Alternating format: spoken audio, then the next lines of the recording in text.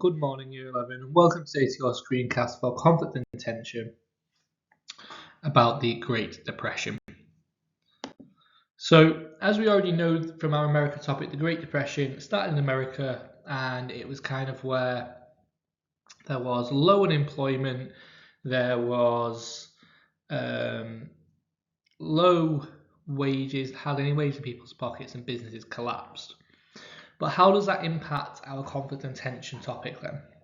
Well, it impacts us because Germany was loaned by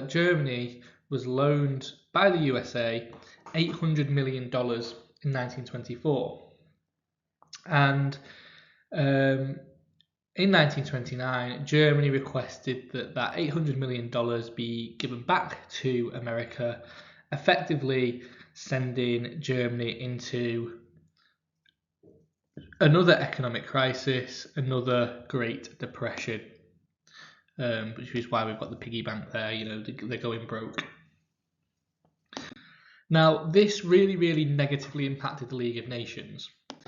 It impacted it for several reasons. We can think of back to the special commissions, where they failed to solve the Great Depression. It also led to the rise of dictators, and with the rise of dictators came the promise from these dictators that war would happen to make those nations great again, and to take resources.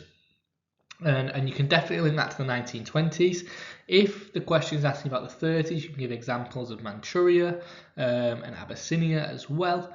Just be careful to make sure that if it is asking you solely about the 1920s, you can definitely talk about how the Great Depression would lead to a rise in dictators, but don't use examples from the 30s. Give more of a broad and generic explanation there.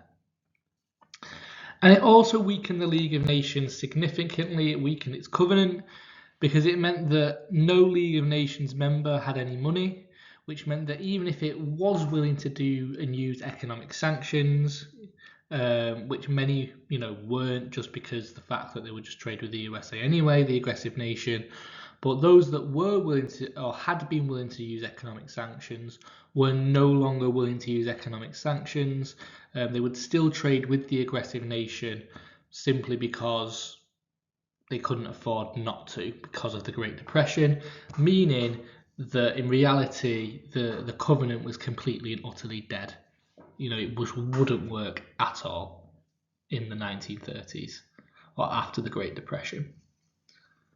And we do see that in the examples of Manchuria, and we see it in the examples of Abyssinia, especially Abyssinia, where, like I said, they are willing to do a little bit of economic sanctions with gold, but the main things such as coal, they just refuse completely to stop trading.